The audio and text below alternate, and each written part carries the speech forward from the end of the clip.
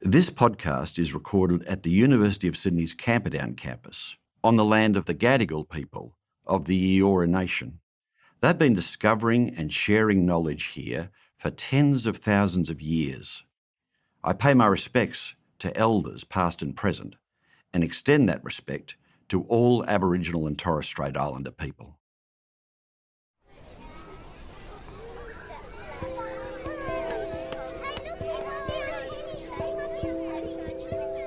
The best thing about being a kid is you don't have to go to work and you have so many toys.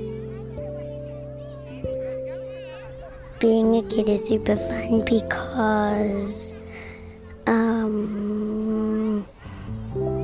we do lots of playing and we get birthday parties on your birthday. The fun thing about being a kid is having friends, doing play dates and sleepovers, seeing your cousins and having family time, and doing sport. My favourite being about a kid is being a big sister because I have so much fun with my little one. She makes me happy and so happy. I want to play with her every day. The best thing about being a kid is you get to do all the fun games at school, soccer, football and all the sports and everything else. My favourite stuff is being a kid is going to school because then I could learn new stuff. I think the best thing about being a kid is you don't have to do all the laundry, fold all the clothes, do the dishes.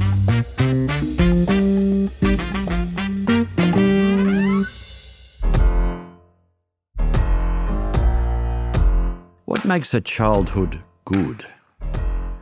I'm an educator, parent, and now grandparent, and like everyone, I want to see kids grow up and lead happy, fulfilling, and successful adult lives. What do we need to do to give children the best prospect of doing that? What makes childhood good for children?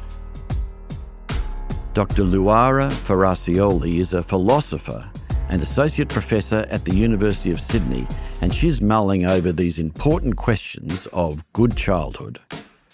Luara, in your work as a philosopher, what is your starting point for bringing a philosophical approach to childhood? So I'm very interested in the kind of broader question of family ethics. And that means I always start by asking, what are children's interests? Are there interests here that have been disregarded, not taken sufficiently seriously? And then from there, I think about the relationship between the parent and the child, or society and the child, and even more kind of general questions about our societal attitudes towards child rearing. I think we're still moving away from an old model where we didn't really think of children as having independent and equal moral status. You know, in the last 100 years, we thought of children, last few hundreds of years, when, the state started developing its kind of current characteristics, if you like. The parents still had a lot of control over their children. We still thought of children as belonging to their parents. And I think we're still breaking away from that way of thinking about the parent-child relationship. And we are now, not only me, but many philosophers, questioning whether we have the right arrangements in place in order to ensure that children lead good childhoods and also are well-placed to lead good adulthoods later on in their lives. In your research, you say that for childhood to go well, it must be carefree. Pretty complex in this world with all the pressures that young people might experience even through their family and their kind of family dynamic. What does it mean to be carefree, and how do we create that environment for children? In my work, I say that carefreeness is necessary for children to lead good lives, but not necessary for adults to lead good lives. Now, why is that the case? Adults have the ability to weigh the different opportunities that are available to them, the risks that are involved, or what morality requires. what they find worthwhile in life. And then it may well be that they will go for a project that is quite stressful, but that fits with their overall conception of the good, right? They put their hands up, say, for being a politician, and maybe that's not going to be the most carefree time of their lives, but they can recognize that that will put them in a position to achieve things that they care deeply about. Or think of a brain surgeon operating on the worst types of brain cancer. Of course, it's going to be very hard for that person to be carefree, but we can see how a life of achievement in medicine makes for a great life. Now, children can't do that. They can't take a step back and think about whether a stressful project fits with their overall conception of what a good life looks like, because they don't yet have an overall conception. And they're not very good at thinking about the different steps and sacrifices and costs that are required for a life to go well. So for children, it's really important that they feel positive emotions towards the things in their lives, the kind of valuable things in their lives, such as play and time with friends and loving parent-child relationships, all the things that, I think most of us agree are important for a good childhood, are in a way dependent on children being carefree. Because if they're not carefree, if they're stressed, if they're anxious, then they can't really enjoy those things that we all agree are valuable. It's just not enough for them to be valuable. The kind of pro-attitude needs to be there as well. And children are unable to develop a pro-attitude without the positive emotions. Isn't, though, one of the things we've got to learn as we grow up that sometimes you just got to do stuff whether you enjoy it or not. Sometimes you're going to have to do homework. Sometimes you're going to have to try foods that you're not that keen on. So can you correlate between almost like the things we need to learn to be successful and leading a carefree childhood? That's basically one of the main challenges for parents. They need to get this balance between ensuring that children are carefree and they have those positive emotions and they're enjoying school and time with their friends and time exploring the environment and playing and having fun, but also are being placed in a position where they will be able to promote and protect their interests later on in life. So, for example, their interest in education, right, or health. So that's why it's important that they eat well. That's why it's important that they do their homework. So it's this constant juggle. It's not that we should only care about children leading a good childhood. Obviously, we also need to think about their future interests and them being well-placed to lead a good adulthood. The thing that can be tempting is to spend so much time thinking about their future and then forget that those goods are very important. You talk about the goods of childhood and you say there are two types of good. What are they and how do they contribute to a child's experience of the world around them? So I think we have developmental goods, and these are things like cognitive abilities, social skills, things that children need to develop well and then be in a position to promote and protect their interests when they grow up, pursue the life they care about. But then there are goods that are goods for children in the here and now. They might lead to positive outcomes later on, but even if they don't, it's important that children have access to those goods. So one of them is friendship. Friendship is so important for children. Children get to, deal with many of the things that are stressing them and worrying them in the context of friendship. In the same way that, you might go for a walk with your adult friend and discuss some work challenge you're facing or, a big life decision. Children use play with their friends to deal with some of the things they're concerned with or just to process their emotions. Friendships are incredibly meaningful relationships. They're people we care deeply about, and we care about the well-being of our friends, as much as we care about our own well-being. So it's really important for children to already experience that at the beginning of life. And of course, with that, they will develop all sorts of valuable social skills.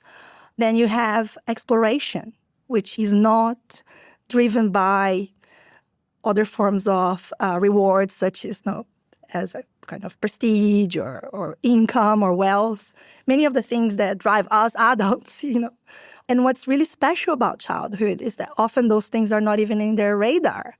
So when they are fascinated by dinosaurs, for example, they are genuinely just fascinated by that creature. What kind of creature was a dinosaur? What did they do? What happened to them? They just they're moved, fully moved by the thing that interests them, irrespective of whether this will lead to additional outcomes. What do they learn? What's that pure curiosity developing in them? It will have positive effects in terms of cognitive development. I think we have good evidence for that. But even if it doesn't, right? Isn't that so special that there's a time in your life where you can just feel joy and awe and fascination, and you can just engage with the project without having to think about the kind of downstream consequences of that engagement. So it's really important to protect that in childhood and not to, be too pushy towards things that you as a parent think are valuable or will lead to positive outcomes later on in life. Again, going back to your point before, it is important that children, maybe learn an instrument or do well at school and all those things, absolutely. But we need to make sure that there is time to get, really obsessed about dinosaurs, even if you're never going to be a paleontologist. You're a strong advocate for universal early childhood care and education in Australia. What do you mean by the word universal there? Universal would be that all children have access to high-quality early childhood education and care, irrespective of the level of income of their parents, irrespective of where they live in Australia, irrespective of whether they were born here or, migrated here, whether they live in the cities or in the regional areas. Whatever else is happening in their lives, children should have access to early childhood education and care because that environment makes it much easier for children to enjoy the goods of childhood that we've been discussing. And when you think of that, is there an age where that really kicks in? I appreciate that many children will need to be in this kind of care because the parents both need to go back to work. But, it used to be that kids would go to school at 5, and if there was some opportunity for preschool or kindergarten before then, fine, but 5 was when it kicked in. Are we now saying that for the benefit of the child that this kind of learning opportunity should be starting earlier than that? That's right. So 3 to 5, I think, are the key ages and the one we should be paying most attention to, although empirical evidence tells us that even, 1-year-olds benefit from attending ECEC, so all children benefit, but the greater benefits come at that age bracket, 3 to 5, the preschool years, as we call them in Australia. And unfortunately, not all Australian children have access to preschool, high-quality preschool. So they're missing out.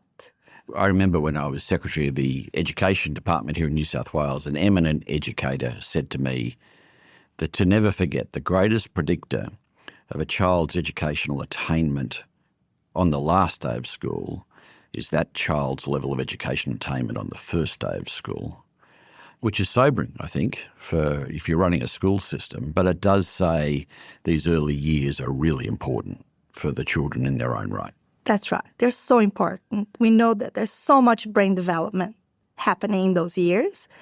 And we know that not all parents have the time and the resources to give children the opportunities they need to be ready for school. And so if we don't provide universal ECEC in Australia, we end up with a situation where not all children are well placed to start their formal education journey. And that's incredibly unfair. I think grown-up rules are a bit complicating. You have to vote for a prime minister. It's annoying when the grown-ups tell you to do stuff, like you have to do your homework, you have to do the dishes, you have to cook stuff. It wastes your time, like you want to play sport or games and stuff. An annoying thing is that when I want to get a toy and I say, Mum, can I get that toy? Then most of the time Mum says, no, I have to save up to get a house. I don't like grown-up rules because it's so boring that you have to do schoolwork all the time. That's one of my teacher's rules. And because I'm not allowed to eat anything I want, and the fridge is not usually full. Grown-up rules are annoying because when they tell me I have to hop in the bath, I don't want to hop in the bath. And also, when I get in the bath, they say hop out of the bath, but then I want to stay in the bath more longer. One argument might be it's a parent's responsibility to kind of look after those first 5 years intensively. I suppose there might be some parents who think actually no one can do this better than me, and they might be worried about, at a very young age, handing a child over to an institution, and that institution, it might be issues like preservation of language or culture or practicing a particular faith. How do you design a system for everyone that recognise that families are different, values are different, priorities might be different? Yeah, so universal doesn't mean compulsory, right? So you're not forcing parents to send their child to a childcare center, and that already helps us deal with this concern that you're not taking the values of parents sufficiently seriously. So the way to design, I think, a universal ECEC is to make it a default in the same way that going to school is a default here in Australia, going to primary school is a default. But of course, some parents do homeschool their children. So we kind of change that around and make going to a childcare center the default. And then, of course, some parents will opt out. Often they will have good reasons for that. They have the time, they have the resources, they have the disposition, they're able to do that, absolutely. But not all parents will have good reasons. They might be, misinformed about the benefits of early childhood education and care. And then it becomes very important that we change those attitudes and inform parents about how valuable access to early childhood education and care really is. So you're very encouraging about the upside of universal early childhood care and education. But I suspect, some parents would be instinctively worried about handing their children over to the state, almost in that institutional educational process too early. What would you say to parents who'd be worried that this is overreach of the state to be involved in children so young in this way?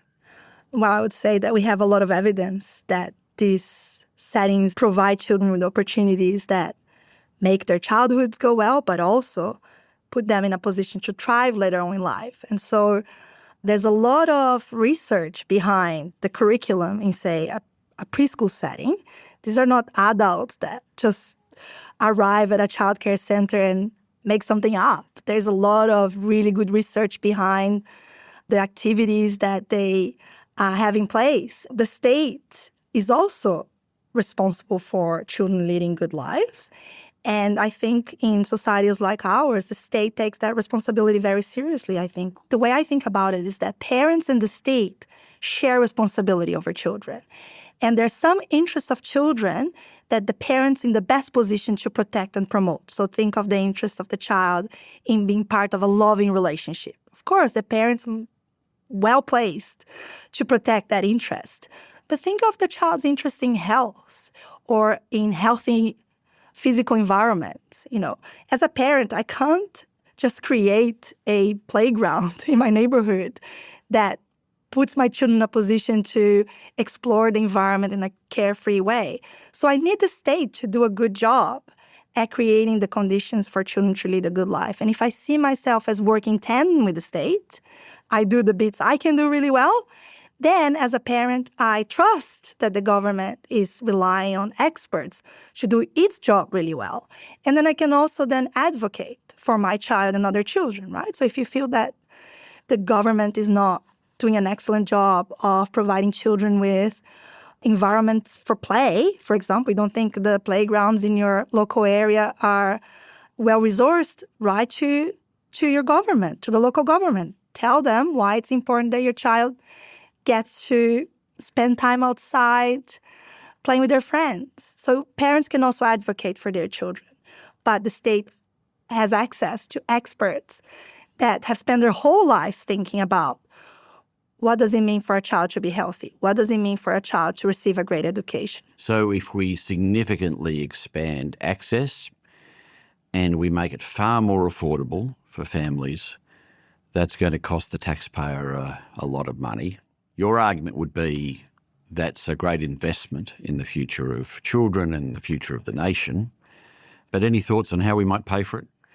Okay, so I do think, just to add to the bill, I do think it should be free for low-income families, not only very affordable, but actually free.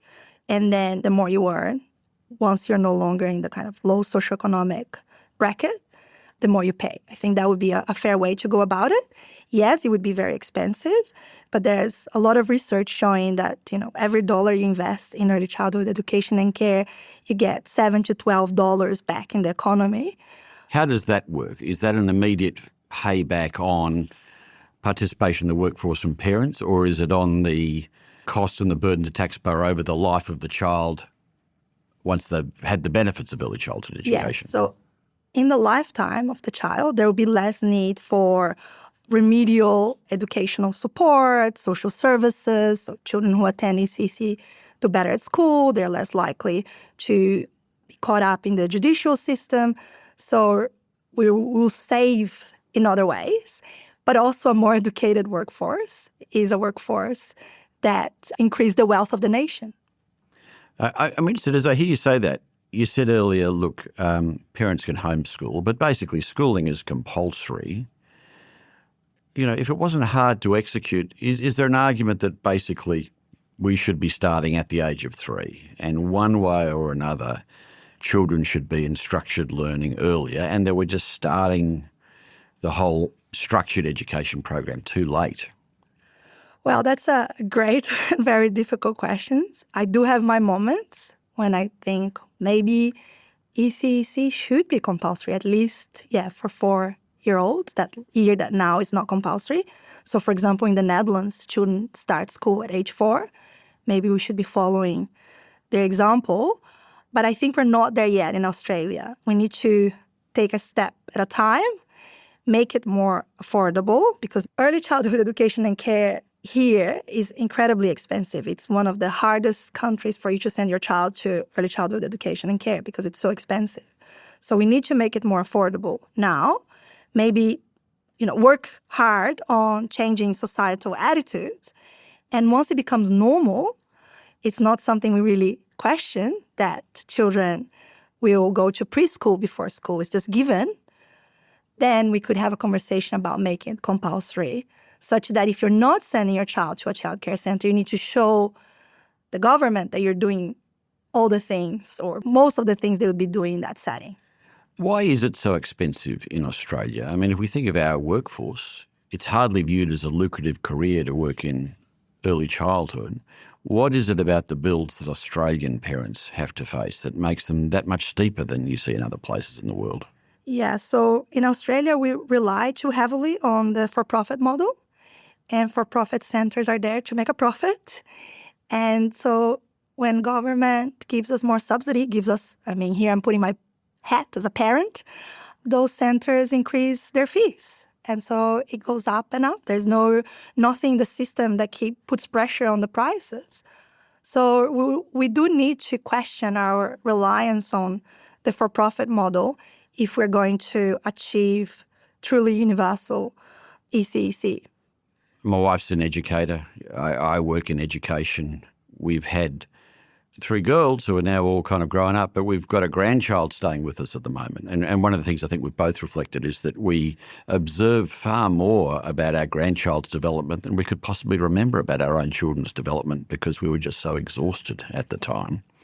To the exhausted parents listening to this podcast who will be playing with their children after a busy week on a Saturday afternoon, what should they be thinking about in that time they're spending with their children? And how do they ensure that they are just giving the best opportunity for their children to explore all that childhood has to offer? So for any parent who's listening to this, I would say maybe don't worry that much about your child's future career prospects, their level of income and wealth. Worry a bit, by all means, but make sure that They are just enjoying their childhood. They are having fun. They're spending time with their friends.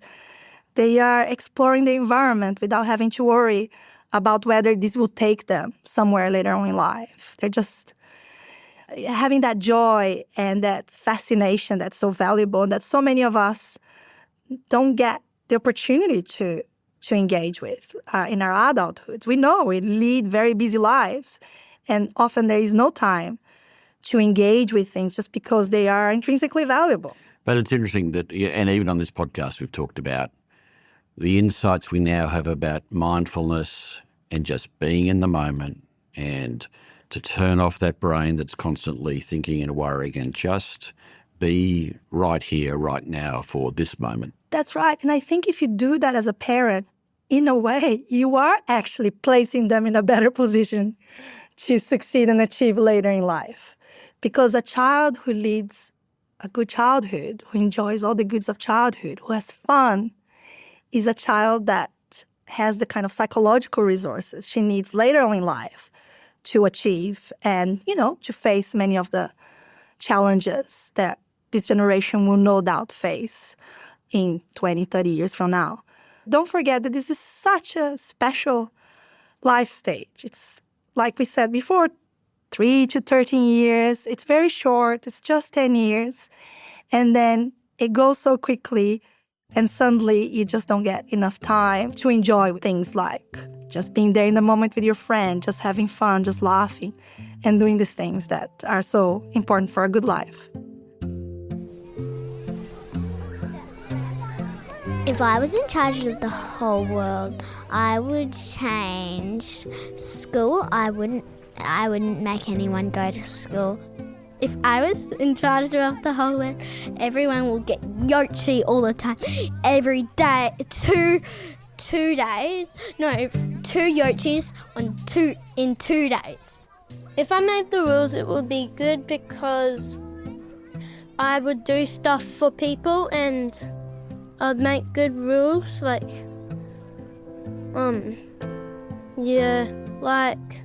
you could free tickets to sport games. I think the grown-ups make the rules because kids need to be safe and they need to know stuff and learn. That's Associate Professor Luara Ferracioli from the University of Sydney. Thanks to all the wonderful children, including those from St Aidan's Anglican Girls' School in Brisbane, for their frank and unvarnished views. And actually, if you love a bit of philosophy and you want to untangle modern problems through ancient wisdom, you'll like our episode about liberalism with Professor Alex Lefebvre. Originally in Rome, that word liberal meant an ethical ideal, and it meant to be someone who is free, but also someone who is generous and who is ready and willing to give their time, their money, perhaps even their life, to something bigger and broader than themselves. Alex's new book on liberalism was a sensation last year, generating so much international attention, and you can find a great conversation with him on the Solutionist podcast. You can listen to that episode right now and make sure you're following the show so you don't miss an episode. The Solutionist is a podcast from the University of Sydney, produced by Dead Set Studios. This episode was recorded at the Faculty of Arts and Social Sciences Media Room, and our thanks to the technical staff here.